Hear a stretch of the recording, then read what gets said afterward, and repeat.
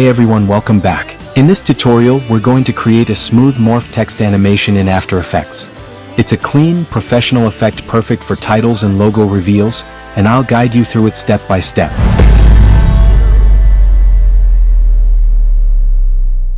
We'll begin by adding our text. Grab the text tool and type a simple word. Try using a bold, blocky font, something with thick shapes. The reason is that the morph effect looks much cleaner and more dramatic with solid letter forms. If you want to experiment later, you can also try rounded fonts or even script fonts, but for teaching this technique, bold fonts give the clearest result. Next, we'll build the shapes that are going to morph into the text. Take the rectangle tool, remove the stroke, and draw a solid shape over the first letter. Now duplicate that rectangle for each letter in your word. Make sure each shape sits on its own layer. This is important because we'll animate them individually. Once all shapes are in place, select them all, open the Align panel under Window Align, and distribute them evenly.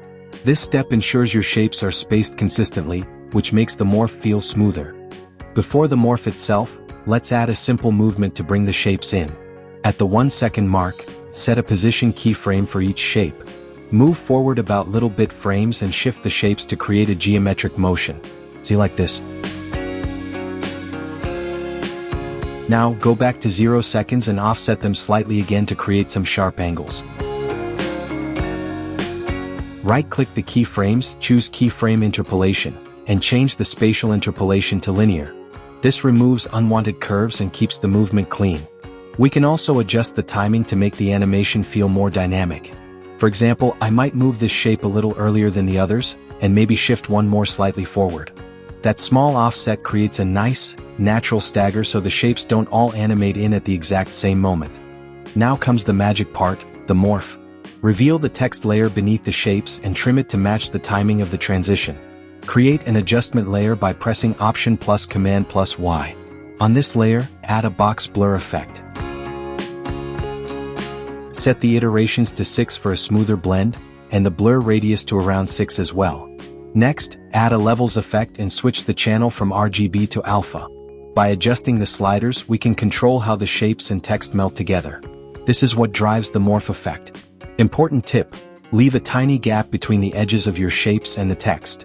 If they overlap too perfectly, the transition can look harsh or crunchy. I'm going to animate the blur radius to drive the morph. First, I'll add a keyframe, then press U on the adjustment layer to reveal it. I'll move that keyframe forward slightly and set the value to 0. Then, a little further along, I'll add another keyframe and bring it back to 0 again.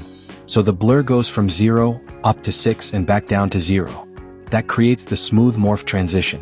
One important thing to remember here is to keep a bit of overlap between the shapes and the text layers you're blending. That overlap is what helps the morph feel seamless and natural.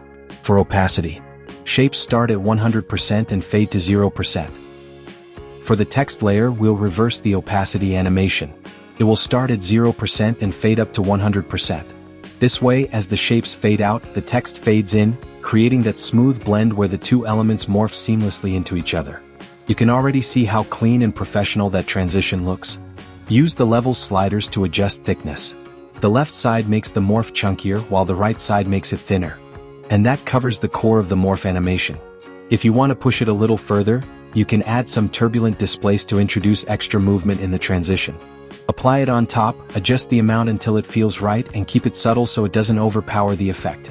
Keyframe the amount so it starts at 0, peaks in the middle of the morph, and then returns to 0 at the end. You can simply copy and paste the starting keyframe to the end to keep it balanced. This little touch adds a nice layer of organic motion without taking away from the smoothness of the morph itself. And that's it for our morph text animation video.